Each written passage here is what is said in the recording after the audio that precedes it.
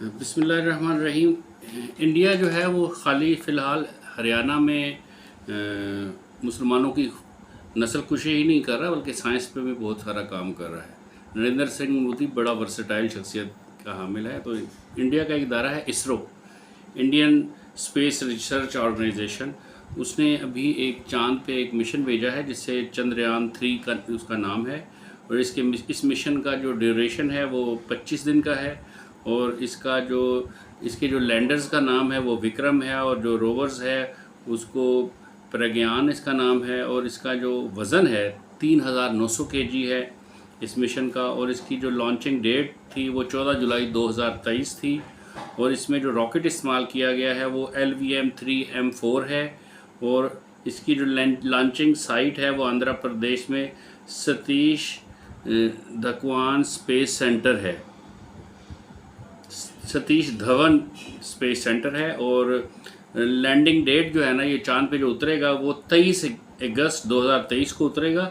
और इसकी landing site जो है वो मैंजिनस सी और सिम्पलियस एन, दो क्रेटर्स हैं, इनके दरमियान ये उतरेगा। जो चंद्रयान 2 है जो कि क्रैश कर गया था, ये उससे 100 किलोमीटर दूर जो है ना इसको उतारा जा रहा है। दूसरा ये है कि ये साउथ पोल यानी कि जो हम चांद की डार्क साइड है उसकी तरफ इसको जो है वो लैंड करवाया जाएगा।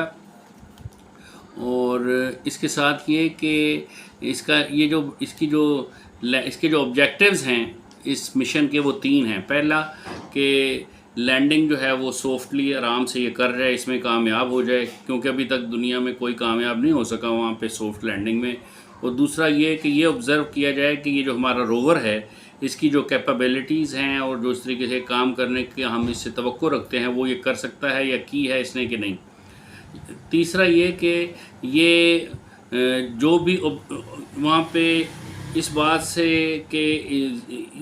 को यकीनी बनाया जाए कि जो तजर्बात वहाँ पे वो करना चाहते हैं चांद की मटेरियल के हवाले से उस चांद की सतह पे उनको बेहतर अंदाज में करने में कामयाब हो सकें, और उसकी चांद की कंपोजिशन को समझने में, उसके अंडरस्टैंडिंग में इजाफा हो सके। ये उसके बुनियादी ऑब्जेक्टिव्स हैं।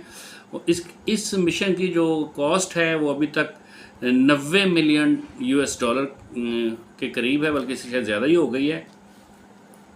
अब बात यह है कि चांद पर तहकीक करना अहम क्यों है, क्योंकि ज़मीन पर समंदर में जो मद्दोजज़र उतार चढ़ाव होते हैं 14वीं रात में, वो चांद की वजह से ही होते हैं। तो वो क्यों होते हैं? तो ये हमारी ज़मीन के ऊपर चांद का बहुत बड़ा इफ़ेक्ट है। और दूसरा ये कि जब आज से लाखों करोड़ों अरबों साल पहले ज़मीन तख्लीक हो रही थी, तो ये ज़मीन से ही एक टुकड़ा अलहदा होकर चांद बना है। तो इसलिए चांद की कंपोजिशन और उसकी कंस्ट्रक्शन और ज़मीन की कंस्ट्रक्शन बहुत मिलती जुलती है। तो अगर चांद समझ में आए तो इसे ज़मीन भी मज़ीद समझ में आना आसान हो जाएगी। और याद रहे कि अभी तक हम ज़मीन को पूरे तरीके से समझ नहीं सके हैं, और चांद की कंपोजिशन को समझने में से आसानी पैदा हो जाएगी। ज़मीन की कंपोजिशन को समझने में नासा और दीगर इदारे पहले ही चांद पर बर्फ़ दरियाफ्त कर चुके हैं, यानी कि बर्फ़ अगर है तो ज़ाहिर है उसको पानी में भी आप कन्वर्ट कर सकते हैं। मुस्तक़बिल में चांद पर खलाई तहकीकाती मराकज़ कायम किए जा सकते हैं, और ज़मीन की तरफ आने वाले ख़तरे को पहले ही डिटेक्ट किया जा सकता है, जैसे कोई मीटेरॉइड्स हैं, कोई इसी तरह मुख्तलिफ़ किस्म के डेब्रीज जो खला में मौजूद रहते हैं, उनको ज़मीन तक पहुँचने से रोकने के लिए और रोकने से पहले उसकी इतला ज़मीन तक पहुँचाई जा सकती है अगर आप चांद पे बैठे हैं, और आप नज़र रख सकते हैं पूरी स्पेस के ऊपर वहाँ पे ज़्यादा आसानी के साथ। और फिर इसके साथ साथ ये कि चांद एक बहुत बड़ा एनर्जी का सोर्स है। उसकी क्या वजह है? उसकी वजह है कि वहाँ पे हीलियम-3 बहुत बड़े बड़े ज़खायर उसके पाए जाते हैं, जबकि ज़मीन में ये बहुत कम मात्रा में पाया जाता है। और फ्यूजन के ज़रिए हीलियम-3 को सेफ़ ग्रीन एनर्जी में कन्वर्ट किया जा सकता है, इससे बिजली पैदा की जा सकती है, ज़मीन के बहुत सारी ज़रूरियात पूरी की जा सकती हैं। याद रहे कि चाँद की ग्रेविटी ज़मीन से 6 गुना कम है। और चाँद अगर हम किसी तरह चाँद से हीलियम-3 को ज़मीन पे लाने में कामयाब हो जाएं तो ये एक बहुत बड़ी अचीवमेंट होगी। ज़मीन पे चाँद पे इसके साथ साथ कॉलोनीज़ बनाने का प्रोग्राम है, इंडस्ट्रीज़ लगने का फ्यूचर में प्रोग्राम है, اور آئندہ آنے والی جو انڈسٹری ہے وہ لگنی ہی ساری فیوچر میں ہے، اور مائننگ بھی ساری فیوچر میں اسپیس میں ہونی ہے۔ تو چاند پہ اس وقت پوری دنیا، ناسا سمیت پوری دنیا کی نظریں، اسرو سمیت، ایسا سمیت پوری دنیا کے اس خلا میں تحقیق کرنے والے اداروں کی جو نظریں ہیں، نگاہیں ہیں، وہ اس چندریان 3 جو مشن ہے اس کے اوپر جمی ہوئی ہیں۔ تو یہ بڑا اہم مشن ہے، اور اس سے ہمیں ابھی حال ہی میں جو سب سے سنسنی خیز اور بڑی مزے کی بات سامنے آئی ہے، جس سے کہ ساری دنیا بہت حیران اور بہت خوش بھی ہے، کہ ابھی حال ہی میں چند گھنٹوں پہلے چندریان 3 جو ابھی کے کافی زیادہ دور ہے، ابھی تک اس نے شاید 3,84,000 کلومیٹر کے قریب سفر طے کیا ہے، اور ابھی اس کا کافی سفر باقی ہے، اور وہ ایک بیضوی انداز میں پہلے زمین کے گرد چکر لگاتا رہا اور پھر اب چاند کے گرد چکر لگا رہا ہے۔ تو اس نے وہاں سے ایک میسج بھیجا ہے زمین پہ کہ میں اس وقت چاند کی گریوٹی میں داخل ہو گیا ہوں، اور اس گریوٹی کو میں فیل کر رہا ہوں۔ تو یہ اس کی ایک بہت بڑی اچیومنٹ ہے کہ ان کا جو روور ہے، یہ جو مشن ہے، وہ اس کو سینس کر رہا ہے، اس کی چاند کی گریوٹی کو، اور اس میں وہ پہنچ گیا ہے۔ دوسرا یہ کہ چاند پہ ایک دم سے نہیں اترا جاتا، اس کے ارد گرد بہت سارے چکر لگتے ہیں، اور آہستہ آہستہ پھر اس کی سپیڈ کو کم کیا جاتا ہے۔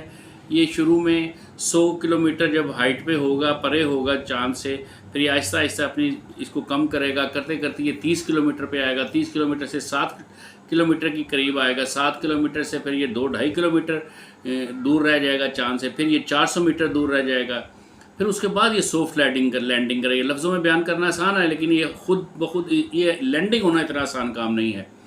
تو اگر یہ ہوئی تو یہ بہت بڑا کام ہوگا، جو اگر یہ کسی کریٹر میں نہ پھنسا اور اس سے پہلے اور یہ تباہ نہ ہوا، تو یہ ایک بہت بڑی انسانیت کا ایک چاند کی ڈارک سائڈ پہ بڑا اہم ترین قدم ہوگا، اور یہ ہمیں بہت ساری معلومات فراہم کرے گا، یہ ہمارے علم میں بہت زیادہ اضافہ کرے گا، یہ چاند کے بارے میں بہت سارے ایسے راز جو ابھی تک ہمیں معلوم نہیں ہیں ان تک ہمیں پہنچنے میں، ان کو سمجھنے میں ہمیں آسانی پیدا ہوگی۔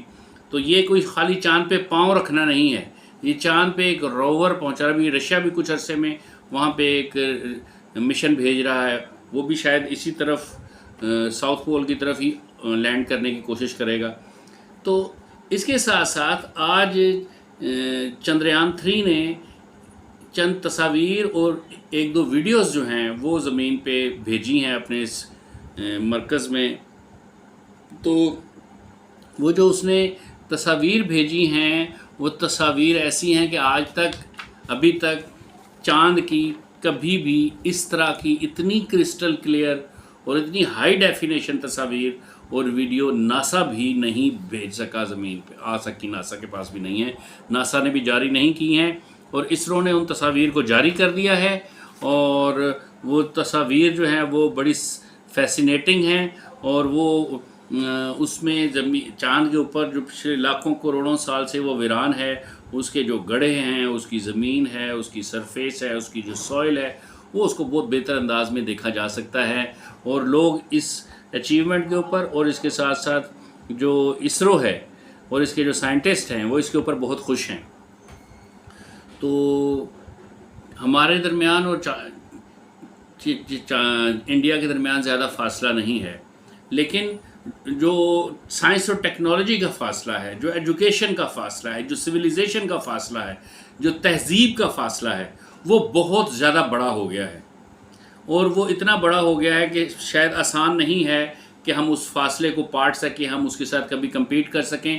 اور اس کے ساتھ ساتھ یہ کہ یہ جو مشن ہے یہ بہت بڑا ایک امیج بلڈنگ پروجیکٹ سمجھ لیں ہے انڈیا کا، پوری دنیا میں، پوری دنیا کی نظریں انڈیا پہ لگی ہوئی ہیں۔ انڈیا کا امیج ایک ابھرتی ہوئی ترقی یافتہ قوم، ترقی پذیر، حقیقی معنوں میں ترقی کی طرف گامزن قوم، سائنس اور ٹیکنالوجی میں سنجیدگی سے دلچسپی رکھنے والی قوم کے طور پہ دنیا میں متعارف ہو رہی ہے۔ اور اس کے ساتھ ساتھ جب یہ والا پروجیکٹ کرنے میں، یہ مشن کرنے میں کامیاب ہو جائیں گے، تو ناسا سمیت ایسا، ناسا اور بہت سارے اور اداروں کے اندر یہ کانفیڈنس پیدا ہوگا کہ مختلف پروجیکٹس جو ہیں وہ کانٹریکٹ کے طور پہ، جس طرح اسپیس ایکس کو ایلون مسک کو ناسا دے دیتا ہے $1 بلین کے پروجیکٹس، اسی طرح یہ بھی اس طرح کے پروجیکٹس لینے میں کامیاب ہو جائے گا۔